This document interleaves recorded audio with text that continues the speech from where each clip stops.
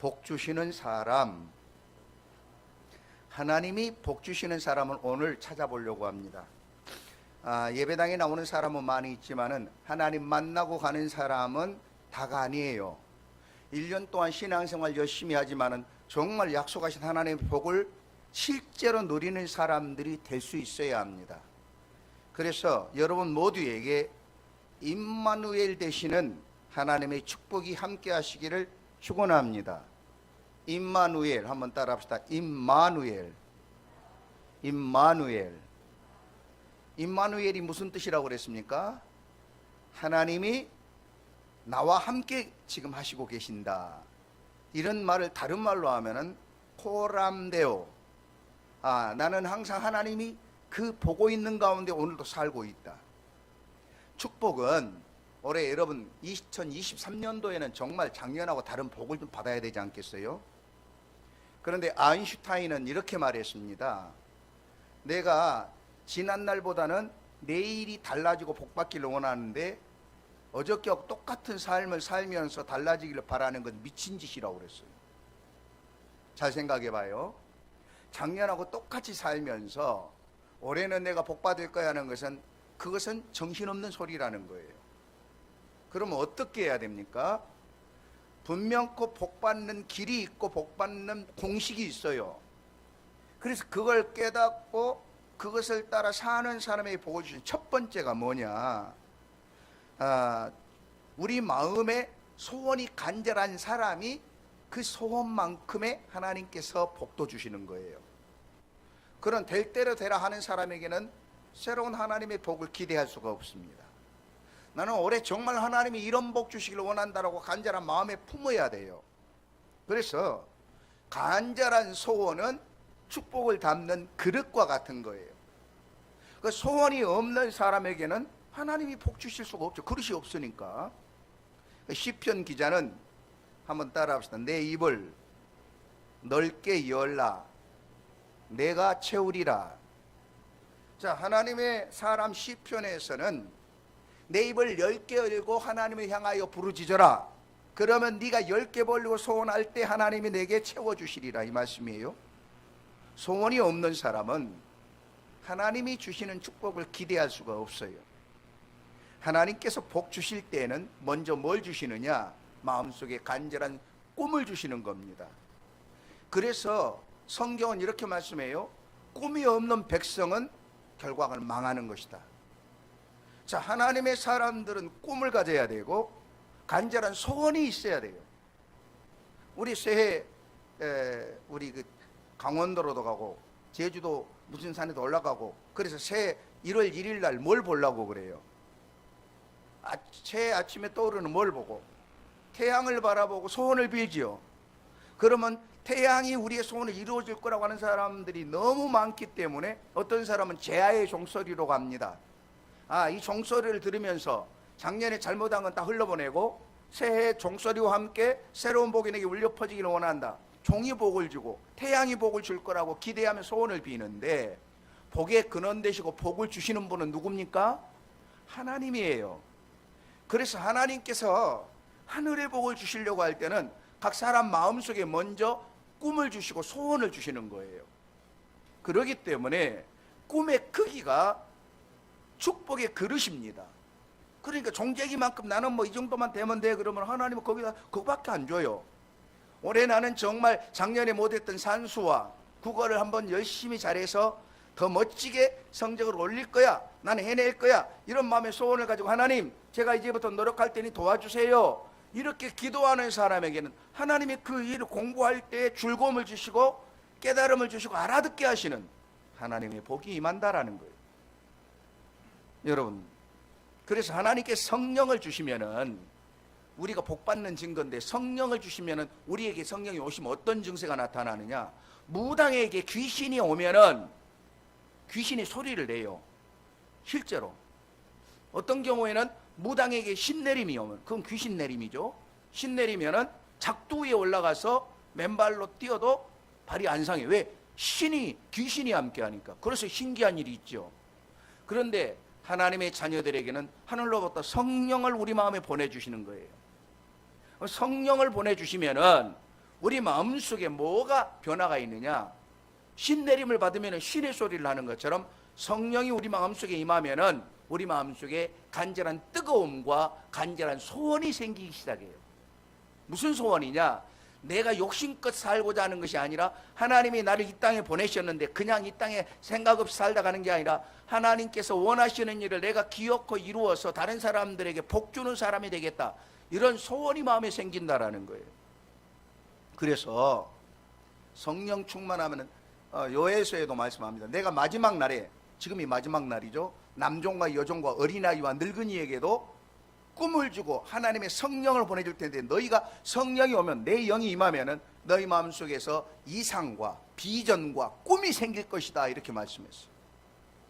자, 예수님을 만나고 하나님의 영이 임하면은 내 마음속에 나는 할 수 없어, 나는 아무것도 못하는 아이야, 나는 바보 같은 아이야, 이런 사람 속에 하나님이 나와 함께 하시면 해낼 수 있겠구나라고 하는 간절한 열망과 소원이 생긴다라는 거예요. 아멘. 그래서 하나님께서도 사람은 복받기를 하나님도 간절히 원하세요. 하나님을 믿고 하나님 집에 나오는 사람들이, 하나님의 소원은 자녀들이 복받는 거예요. 아빠 엄마가 가장 소원하는 게 뭐겠어요? 할머니 할아버지가 소원하는 게 뭐겠어요? 내가 열심히 일하지만 우리 손녀와 우리 손녀딸과 우리 손자아들이, 우리 아들과 딸이 참 멋지게 자라고 공부도 잘하고 인정받는 사람으로 잘 커주길 바라는 게 할머니 할아버지 엄마 아빠의 마음인 것처럼, 하늘에 계신 우리 아버지의 소원은 하나님을 아버지라 부르는 자들이 이 땅 위에서 불행하게 사는 게 아니라 행복하고 복받는 사람이 되기를 원한다라고 말씀하셨어요. 그러므로 우리 하나님의 소원이 올해는 꼭 이루어지는 한 해가 되기를 축원합니다. 그리고 창세기 1장 28절에 하나님이 사람을 만들어 놓고 내가 왜 만들었느냐 설명하시기를, 하나님이 자기의 형상 곧 하나님의 형상 모양대로 사람을 만드시고 이르시되 남자와 여자를 창조하시고 하나님이 그들에게 복을 주시며, 첫 마디가 복을 주시며, 그러면 그 복이 뭐였는가 봤더니 그들에게 말씀하시기를 생육하고 번성하고 또 충만하라. 그러니까 작년하고 똑같이 그런 사람이 오늘은 작년보다 뭔가 달라지고 변화 있고 능력 있고 열정이 있는 사람으로 성장해 가기를 하나님이 축복하셨어요. 어떻게 하면 그럼 하나님 주신 복을 받을 수 있을까요? 에? 그것은 오늘 성경에 나와 있는데, 오벳 에돔이라는 사람을 본받아야 복을 받아요. 공부 잘하는 사람, 나 공부 잘하고 싶다 그러면 누구를 본받으면 되느냐? 공부 잘하는 학생을 하는 것을 보면서 따라하면 공부를 잘하게 된대. 예? 그래서 오늘 저와 여러분이 어떻게 하면 하나님 복 받느냐? 성경에 최고로 복 받는 사람, 대표적인 사람 중에 한 사람이 오벳 에돔이에요. 왜냐하면은 성경에 오벳 에돔이라는 이름이 3번 나오는데, 오벳 에돔의 이름이 나올 때마다 그 다음에 뭐라고 하느냐? 그 다음에는 하나님이 복을 주셨더라. 그러니까 성경에 많은 사람이 있지만은 이 이름 뒤에 하나님이 복을 주셨더라는 사람은 누구라고요? 오벳 에돔. 한 5년 전인가요? 6년 전인가? 제가 올해 소원 기도를 적는데, 내 개인적인 기도 소원, 그리고 우리 교회, 우리 가정에, 우리 교회 이런 소원 3가지를 적었는데, 그 중에 우리 가정에 복 받고자 하는 것은 마음에 그릇이 있어야 하나님 주신다고 했으니까 우리 가정도 오벳 에돔의 가정처럼 복 받는 가정 되게 해달라고 기도한 적이 있어요. 그런데 올해 목사님의 소원이 3가지가 있는데, 하나는 뭐냐? 첫 번째로는 목사님이 요수아 장군과 같은 담대한 리더자가 되게 해 주십시오. 하나님의 성을, 백성들을 잘 이끌어가서 승리하는 지도자가 되게 해 주십시오.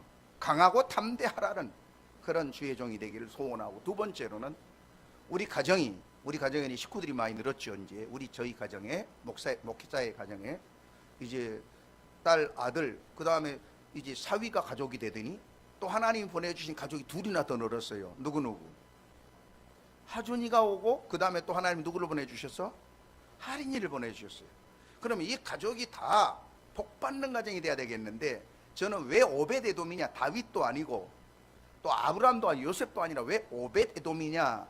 오벳 에돔은 오벳 에돔만 복 받은 게 아니고 그 가족 모두가 전무후무한 복을 받았더라고 소문난 집이라니까요. 그래서 그러면 성경은요, 아브라함의 하나님, 이삭의 하나님, 야곱의 하나님이라는 뜻은 아브라함이 약속한 건 믿으니까 이삭이 그대로 하니까 내가 그대로 너에게 복을 주마. 그러니까 부모가 믿음 안에 있고 자녀들이 하나가 되면은 오벳에돔의 가정은 하나님이 전무후무한 석 달 만에 상상할 수 없는 복을 받았더라고 말씀하고 있어요. 오벳에돔이 그럼 어떻게 해서 복을 받았을까? 우리 가정, 오벳에돔의 가정, 목사님 가정. 그런데 오늘은 우리 목회자의 가정만 아니라 우리 하늘이교회 가정 모두가 오벳에돔과 같은 축복이 임하기를 축원합니다. 아멘. 성경에 나와 있고 하나님이 살아계시잖아요. 그러면 하나님이 오벳에돔에게 복 주신 이유를 알면 우리도 복 받을 수 있는 거예요. 그럼 어떻게 합니까? 세 번째는 뭐냐? 세 번째는 목사님의 소원 기도는 올해 우리 교회는 안디옥 교회가 성령이 충만한 누구예요? 바나바와 바울이 목회하여서 엄청나게 하나님이 그들에게 복을 주심으로 부흥하고 선교하는 교회였거든요. 우리 교회가 그렇게 소문난 교회가 되기를 소원하고 있습니다. 그러면 첫 번째로, 오늘 우리가 오벳에돔을 통하여서 복받은 이유는 따라해봐요. 법궤를 잘 모셨기 때문이다. 복받는 비결이 뭐예요? 무당은 뭘 잘 모셔야 신이 내리느냐? 신주단지를 모시고 귀신을 잘 섬겨야 귀신이 임하는 것이요. 그럼 하나님의 사람들에게 복은 어디에서 오느냐? 이 법궤, 신주단지가 아니에요. 법궤를 잘 모시고 법궤를 통하여서 하나님의 감동을 받아야 하나님이 감동해서 그 사람 가정에 복을 주신다라는 거예요. 법궤가 뭐예요? 법궤가 뭡니까? 법궤는 이 정도 크기의 금으로 짜여진 상자인데 그 법궤 안에는, 다른 말로는 언약궤라고 그래요. 그 법궤 안에는 뚜껑을 열고 거기에 천사가 이렇게 황금으로 쌓여져 있는데 그 안에는 첫 번째로는 하나님이 신 십계명, 하나님이 직접 주었던 돌, 십계명 이렇게 팠던 그 십계명 돌판하고, 두 번째로는 만나, 광야에서 이스라엘 백성이 먹을 게 떨어져 가지고 이제 우리 죽었다라고 하늘에서부터 만나를 매일 40년간 내려줬어요. 만나 든 항아리. 세 번째로는 아론이 가지고 있던 싹이 난 지팡이에서 싹이 났어요. 왜? 야, 아론만 하나님의 사람이냐? 나도 제사장이야. 그래가지고 아론을 자꾸 시비하니까. 그러니까 지도력이 무너지고 질서가 없어지는 거예요. 그래서 모세가 하나님, 이 아론도 저 백성들이 똑같이 자기들도 그렇게 똑같다라고 시비 걸면서 말을 안 듣네. 질서가 안 잡혀내요. 그러니까 다 모이라고 그래. 다 자기들 지팡이 가져라고 그래. 그래가지고 지팡이를 다 하나님의 법궤에 있는 그 지성소에다 옮겨놔라. 그 다음 날 한번 너희들이 가져가 봐라. 그런데 신기한 일이 벌어진 거예요. 그 죽어있는 마른 지팡이에 다른 지팡이들이 다 똑같이 있는데 아론의 것은 싹이 났어요. 새싹이 났어요. 그건 뭐냐? 죽어있는 지팡이라 할지라도 하나님이 불어넣으시면 생명이 태동한다. 아론과 함께하는 특별한 은혜가 있다라는. 그래서 다시 말합니다. 법궤 안에, 상자에 이만한 상자 안에는 뭐가 있다고요? 첫째로는 십계명 그 돌판, 하나님이 직접 쓰신 거. 두 번째로 뭐가 있다고요?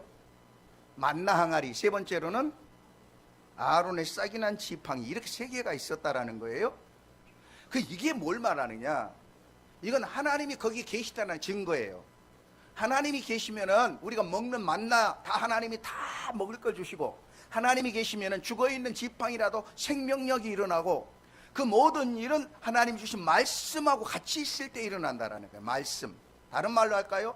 하나님이 계신다라는 상징입니다. 아멘. 그래서 출애굽기 25장 22절을 보면은 법궤는 눈에 보이는 하나님의 존재다라고 말해요.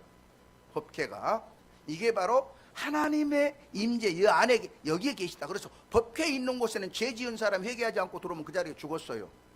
실제로 법궤는 이 성소와 지성소가 있는데, 지성소는 휘장으로 가려막혀 있는 어두운 곳에 하나님의 그 황금으로 만든 법궤가 있으면 법궤 가까이 오는 사람이 회개하지 않고 그 하나님 법궤 안 놓고 그 자리에서 죽어버렸어요.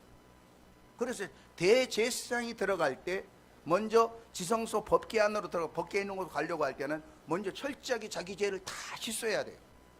그래야만 그가 죽지 않고 하나님의 말씀을 받고 축복을 받았습니다.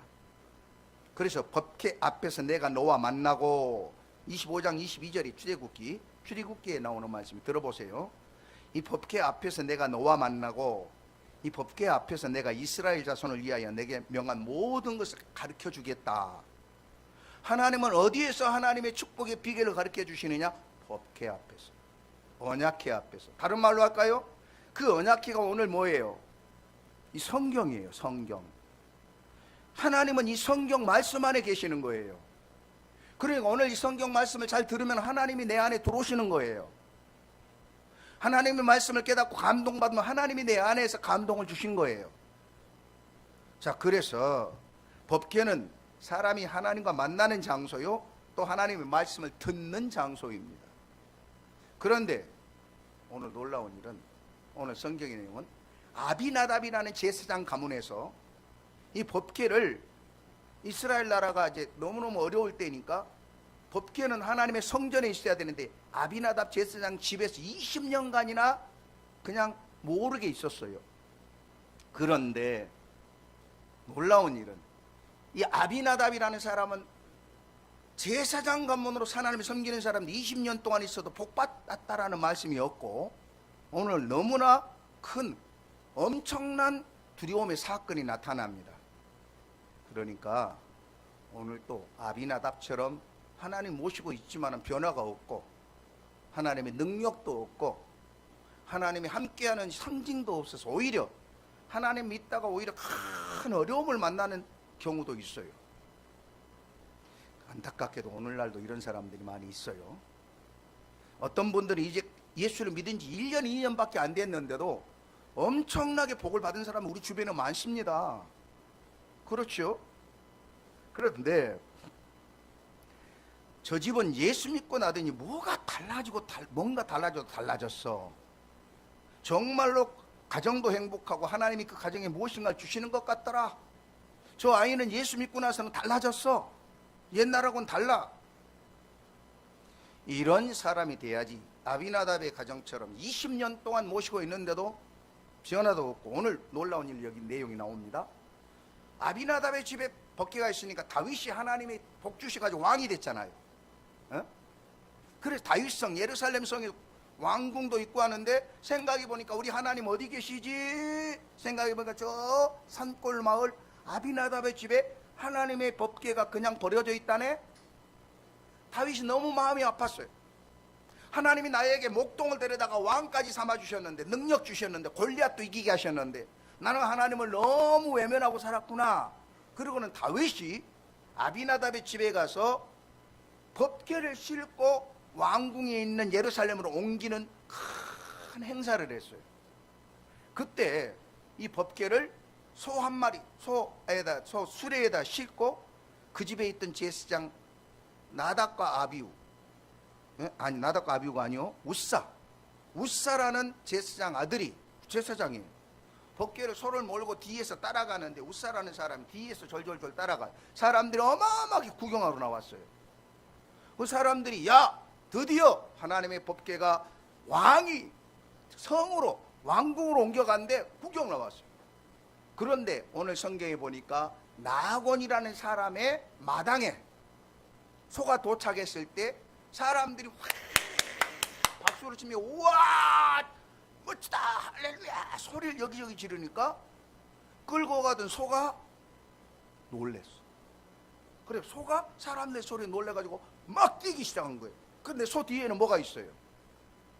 수레가 있고 수레 위에는 뭐가 있어? 법궤가 싣고 가다가 소가 뛰니까 수레가 흔들거리죠. 그러니까 흔들거리니까 이게 흔들거리니까는 뒤에 있던 우사가 그러다가 법궤가 떨어지려고 이쪽으로. 그럼 법궤가 깨지죠. 그 우사가 안 돼 하고 딱 잡았는데 법궤를 안 넘어지게 잡았는데 그 자리에 즉사해 버렸어. 이게 뭐냐? 하나님. 왜? 우리가 생각할 때는 아니 하나님의 법궤를 보호하려고 그러는데 왜 죽여? 하나님은 내가 보호하는 게 아니고 하나님 우리를 보호하셔야 돼요. 그럼 뭐냐면 내 좋은 방법으로 하나님을 섬기는 게 아니고 하나님이 우리에게 가르쳐준 대로 하나님을 섬겨야 돼요. 그런데 성경에 보면은 이미 하나님이 이전에 모세에게 말씀하시기를 너희들이 법궤는 내가 거기에 임재하여 있기 때문에 죄인인데 너희들이 한번 손으로 만져서도 안 되고 손으로 옮겨가서도 안 된다라고 이미 하나님이 가르쳐 주셨어. 그러면 어떻게 해야 되나요? 물으니까 하나님이 법궤는 제사장들이 어깨에다가 네 사람이 같이 메고 그렇게 옮겨야 된다. 그런데 벌써 하나님이 가르쳐 주신 대로 하지 않고 자기들 방법대로 편리하게 왕궁으로 모시기 위하여서 소수레에다 싣고 가다가 더군다나 함부로 만지면 죽을지니 그랬거든요. 죄인들이 만지면 죽어요. 그런데 법궤가 넘어지려고 하니까는 안 돼 하고 딱 잡았는데 그 자리에서 죽어버렸어. 그랬더니 이 장면을 보고 다윗이 기절초풍을 하죠. 아니 나그네 타작마다 사람이 넣어서 거품이 죽어버렸단 말이에요. 다윗이 자기 성으로 데려가려다가 무서워졌어요. 야 이거 큰일 나겠네 이거 이러다가 아니 제사장도 죽었는데 나는 잘못하면 더 죽지. 그래가지고는 야 누가 어디로 모셔갈래 그랬더니 아무도 없어요. 다윗도 자기 성으로 모셔가는 게 두려워서 못해요. 그랬더니 그 가운데 믿음의 가정 한 가정이 일어나요. 저요 그러고 일어나요. 누구였을까요? 누구예요? 따라해봐. 오벳에돔. 레위 지파인데 오벳에돔이라는 사람은 이방인이었다가 이렇게 이스라엘로 들어온 사람이에요. 오벳에돔이 제가 모시겠습니다. 그러니까 그 자식들도 우리 아버지하고 함께 우리가 모실게요. 그리고 지금 무서워 벌벌 떠는 법궤를 누구 집으로 모셔가? 오벳에돔의 집으로 모셔갑니다. 그런데 오늘 성경에 보면은 옮겨간 지, 자 한번 우리 7절부터 한번 읽어볼까요? 다 같이. 자 6절부터 읽어봅시다. 시작. 성경 좀 띄워주세요. 시작. 그들이 나아곤의 타작마당에 이르러서는 소들이 띠므로 웃사가 손을 들어 하나님의 궤를 붙들었더니 7절 다 같이 시작. 여호와 하나님이 웃사가 잘못함으로 말미암아 진노하사 그를 그곳에서 치시니 그가 거기 하나님의 궤 곁에서 죽으니라. 죽었어. 지금 8절 한번 읽어봐요. 시작. 여호와께서 웃사를 치심으로 다윗이 분하여 그곳을 베레스 웃사라 부르니 그 이름이 오늘까지 이르렀더라. 자 한번 따라해봐. 베레스 웃사. 이 말의 뜻은 무슨 뜻이냐면은 해명하면은 베레스 웃사가 하나님하고 부딪혔대요. 웃사가 하나님하고 충돌했대요. 여러분 계란하고 바위하고 부딪히면 누가 깨져요?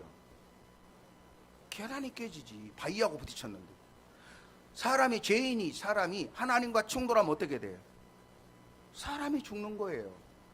그래서 베레스 웃사란 말은 베레스 웃사가 하나님의 말씀을 거역하고 자기가 마음대로 하나님께 대적했더라 이 말이에요. 자 여기 잘 생각해야 합니다. 우리가 예배를 드리고 헌금도 드리고 찬송도 하고 이렇게 하지만은 이것이 내 기분대로 하면 큰일 날 수 있습니다. 그러니까 하나님의 말씀대로 잘해야 하나님이 기뻐하시는 것이지. 아니 우리 손녀딸에게 이번엔 손녀딸이 야 내가 오늘은 우리 할머니 할아버지 기쁘게 해야지. 그런데 할머니가 또 할아버지가 부탁한 이야기는 안 하고 반대 이야기로 밤중에 일어나 자기 하고 싶은 대로 나가서 이렇게 돌아다니면서 할머니를 위해서 할아버지를 위해서 내가 기쁘게 해줘야. 이렇게 하면은 할아버지 할머니 엄마 아빠에게 기쁨이 아니라 근심이 되겠죠. 그렇죠? 하나님을 섬기고 예배하는 일은 내가 좋은 대로만 하는 것은 얼마나 무서운 일인 줄 알아야 합니다. 그래서 하나님의 가르쳐 주신 말씀을 모르는 사람이 하나님을 섬기는 것은 굉장히 위험해요. 그래서 오늘 7절에 8절의 말씀처럼 여호와께 웃사를 치셨다. 그래서 그 이름을 베레스 웃사라고 했더라. 자 9절 같이 한번 읽어봐요. 시작. 다윗이 그날에 여호와를 두려워하여 이르되 여호와의 궤가 어찌 내게로 오리오. 다윗이 깜짝 놀라가지고 안돼 나 못해 어마어마한 국민들이 백성들이 나와 있는데 나는 못해. 무서워서 못해. 그러면 누가 데리고 갈래요 하니까 아무도 없는데 두루 벌벌 떨고 눈치만 보고 있는데 누가 손들었다고요? 누가? 오벳에돔이라는 사람이 일어나가지고 그러면 이 하나님의 이 임재와 하나님의 영광을 우리 집에 모셔가겠습니다. 이래서 자기 집에 모시게 됐는데, 자, 그 다음에 10절 한번 읽어봐요. 시작. 다윗이 여호와의 궤를 옮겨 다윗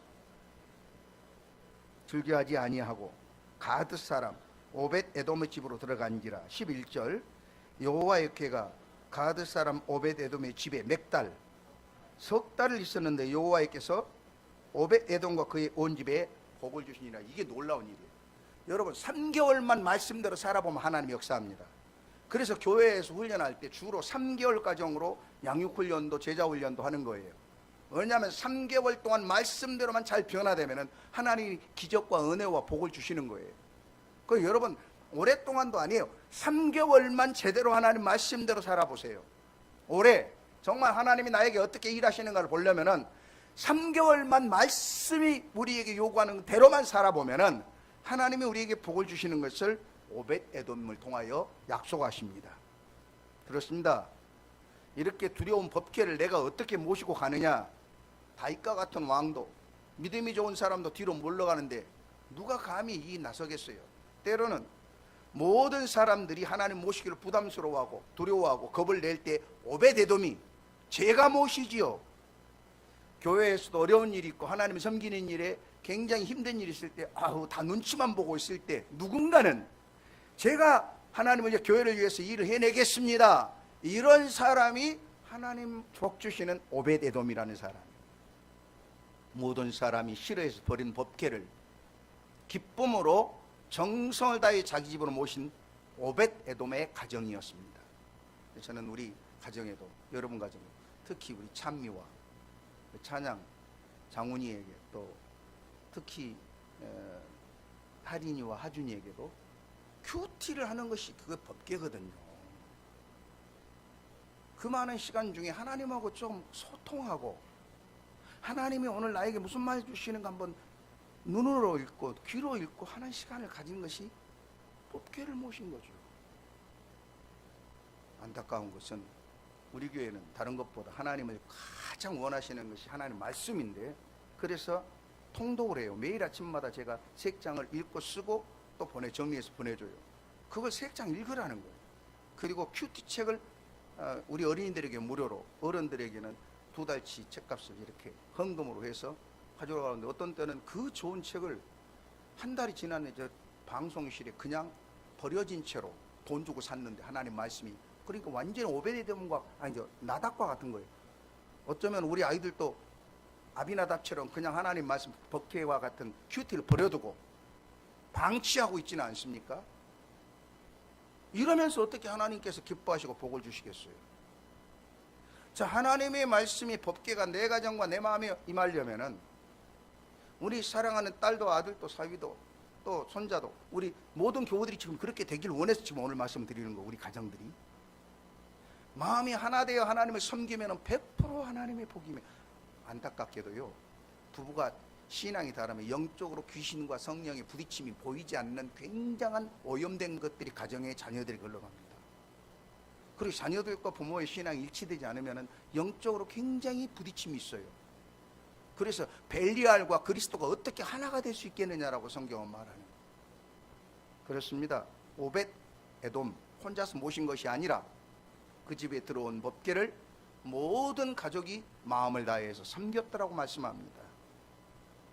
참으로 모든 사람이 부담스러워하는 하나님을 그 가정에 기뻐하면서 즐거워하는 마음으로 모셨다. 하나님 복 주시기를 축복합니다. 저는 우리 아들과 딸에게 하나님 복 주신다라는 확신이 있거든요. 아들 또한 어떻게 보면은 정말 하나님께서 그 길을 이끌어 가시는 걸 지금 저도 느끼고 있어요. 근데 그게 뭐냐? 할머니 때부터 3대째 이어지는 믿음의 가문에서 말씀대로 큐티하고 예배를 잘 드려야 된다. 그런데 그것이 벗어나면은 처음에는 잘하다가 뭔가 바쁘고 또 사업이 잘 되고 그러면은 그런 일이 소홀해지면은 그 쌓여진 복이 저주가 될 수도 있어요. 공부를 잘했어요. 예수 믿고 순종했더니 그래서 성적도 올라갔어요. 그럴 때 하나님과 멀어졌다. 그러면 그 공부 잘하는 것 때문에 우리에게 우환이 생길 수도 있어요. 하나님이 주신 것은 하나님의 말씀대로 지키는 저와 여러분 되기를 축복합니다. 여러분 세계 지도고분을 돌려보세요. 그렇게 사는 민족이 서구 구라파예요. 선진국이에요. 말씀을 믿고 말씀대로 순종하며 사니까 지금도 모든 가난한 나라, 어려운 나라를 다 도와주며 살지 않습니까? 하나님의 사람들이 복받고 그러지 않는 어려운 사람들을 나눠주며 사는 것이 하나님의 뜻이라니까요. 할렐루야. 그러니 하나님이 그 가정과 권속에게 석 달 동안 온전히 섬겼더니 전무후무한 복을 주셨더라. 그 가정에 복 주셨다라는 거. 이왕 예수 믿을 바에는 누구처럼? 오벳 에돔의 가정처럼 확실하게 믿읍시다. 뜨뜻미지근하게 믿으면 예수님 뭐라고 그랬어요?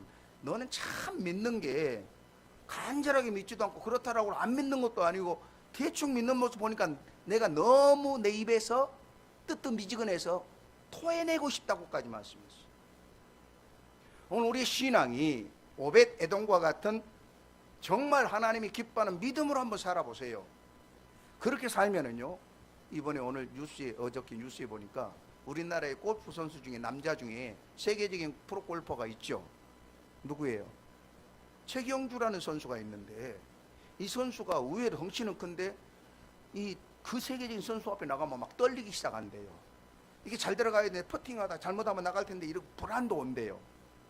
그 이 사람은 섬에서 태어난 사람인데 골프하면서 열심히 나름대로 실력은 있는데 꼭 결승전에 나가거나 프로에 나가면 항상 불안하고 두려워서 떨어졌는데 아주 장가를 잘 갔어요.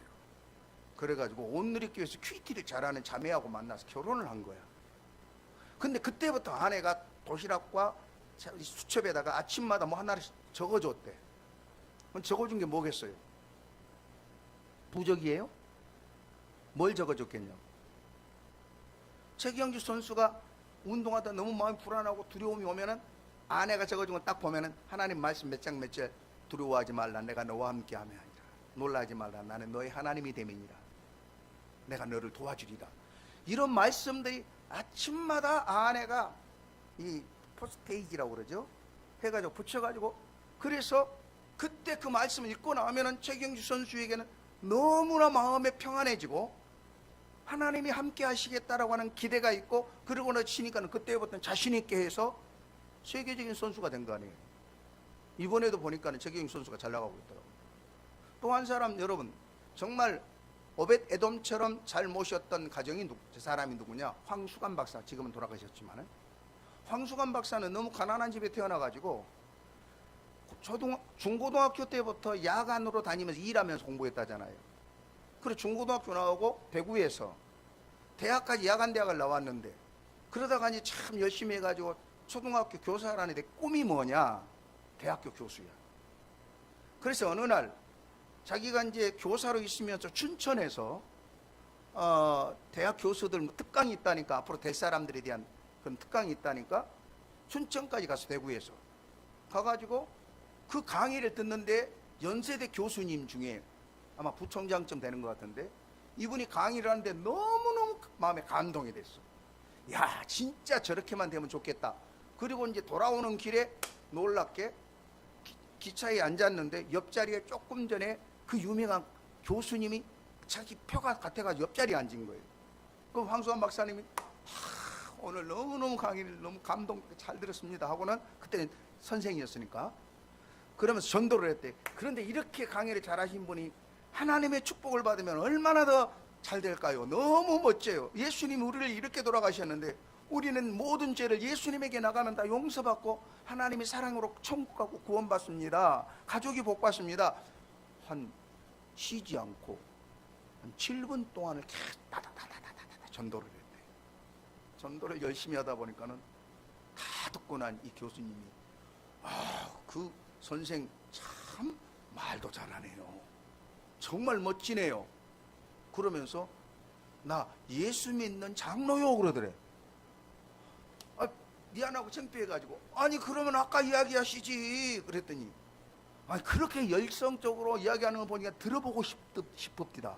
그런데 오늘 하는 것 보니까 당신이 우리 학교 교수 지금 뽑고 있는데 연세대 교수로 왔으면 좋겠어 그랬대. 그러니까 이 사람이 꿈이 뭐예요?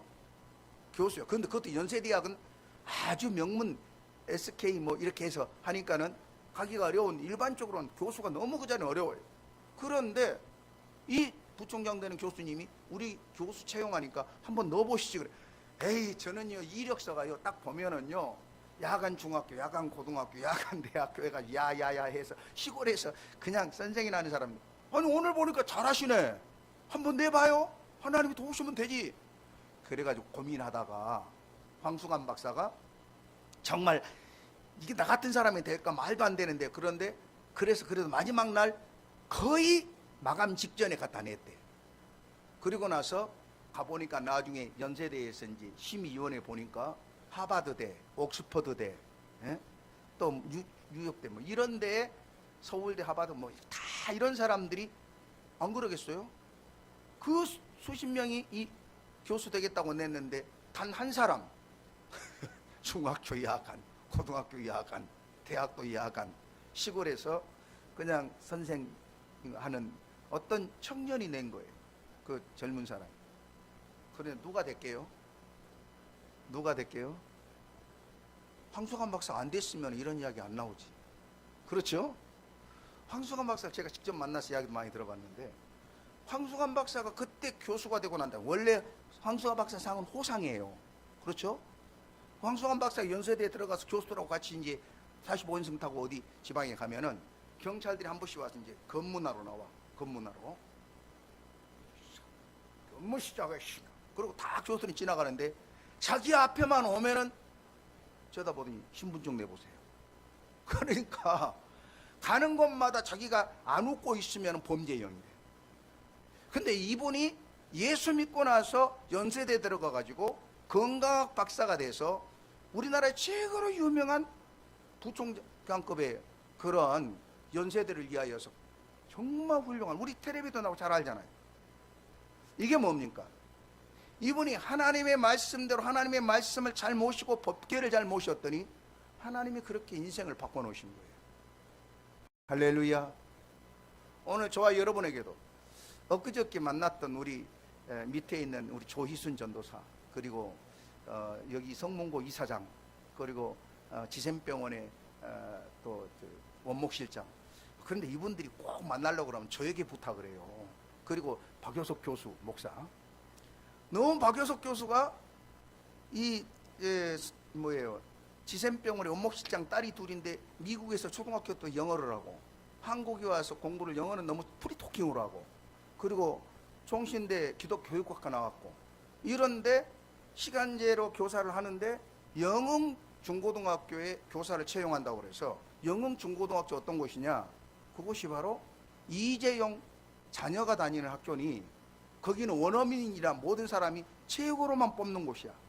근데 자기가 이력서 내려고 그러는데 명문대부터 시작해서 대원 외국어도 다 이런 사람들이 와서 내는데 너무 불안하니까 아빠를 통하여 박효숙 교수에게 전화해가지고 30분간 통화를 해서 특강을 들었는데, 아빠가 그 옆에 듣다가 막 자기가 가서 그걸 하고 싶을 정도로, 또 딸이 이 말을 듣고 나서 너무너무 와닿는다. 똑같이 한다고 하면은 그 많은 사람 중에 명문대를 뽑을 거 아니야. 똑같으면은 뭔가 차별이 다 해야 자기를 선택할 거 아니야. 그래가지고 합격이 된, 그래 너무 감동돼가지고, 아니 그 박효석 교수 모시고 이사장 모시고 목사님, 제가 이제 그 같이 주선을 하는 사람들이니까 목사님이 한번 추천해주세요. 그래가지고 엊그저께 지난 수요일 날, 아니 지샘병원의 원목실장이 그 일식집에다가 차려놓고는 너무 대접을 잘하는 거예요. 그런데 아까 말한 것이 있지요. 바로 이처럼 우리에게 하나님께서 지혜를 주시면 그런 사람을 만나게 하시고 깨달음을 주시고 꿈을 주시고 용기를 주시어서, 그래 이 아버지는 너무 감동이야. 지금 그런 학교에 자기 딸이 되고 나서 너무 지금 인정받아요. 그래서 제가 옆에 있다가 성문고 이사장 목사님에게 이렇게 좋은 인재를 이사장인 이 학교에서 교사로, 정식 교사로 이번에 한번 좀 뽑으시면 좋겠네 그랬더니 염두에 두겠다. 그래서 다음에 우리가 이렇게 하면은 꼭 먼저 하겠다, 이런 이야기를 하면서 너무 좋은 분위기가 된 거예요. 할렐루야. 그러더니 성문고 이사장이 박효석 교수님에게 이번 2월 달에 우리 계약하면 제일 먼저 와서 특강 좀 해주십시오.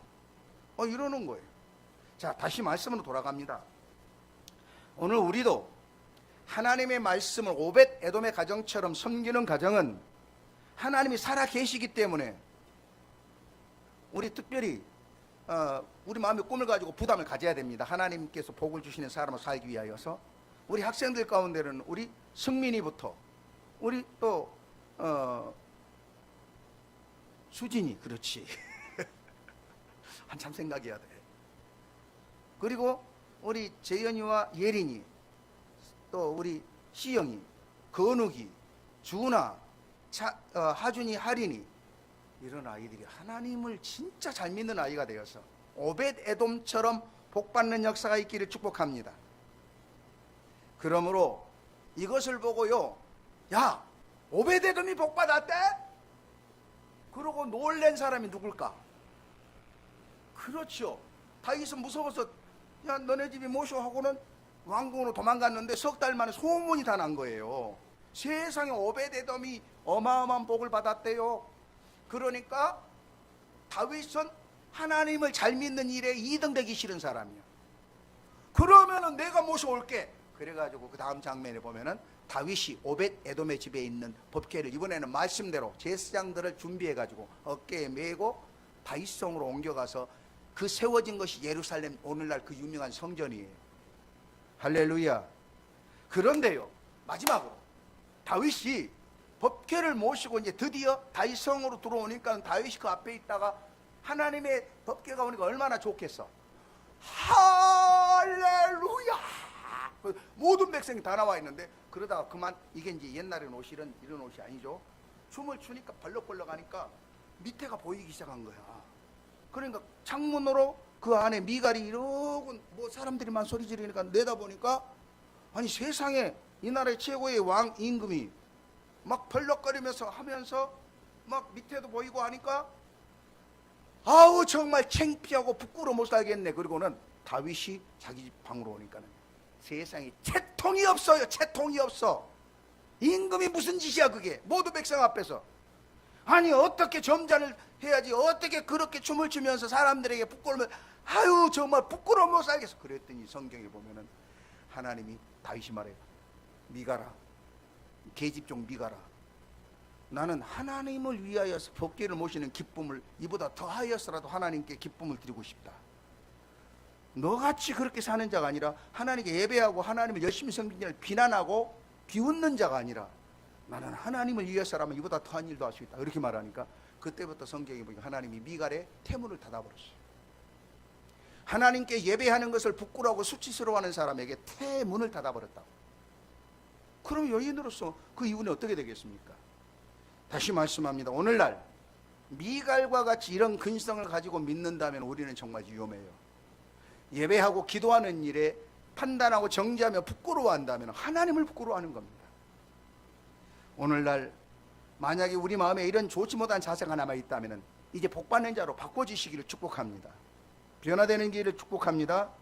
이왕에 우리가 하나님을 믿는 성도가 되었으니 오벳 에돔의 가정처럼, 다윗처럼 하나님의 말씀을 중심으로 기쁘고 즐겁게 정성을 다해 섬기는 복받은 가정 되기를 축원합니다. 사랑하는 성도 여러분, 우리 모든 가정의 문제를 해결할 것은 시간이 아니라 하나님이세요. 하나님께서 2023년에 선물로 오벳 에돔의 같은 가정에 변화된 축복이 일어나기를 간절히 축원합니다.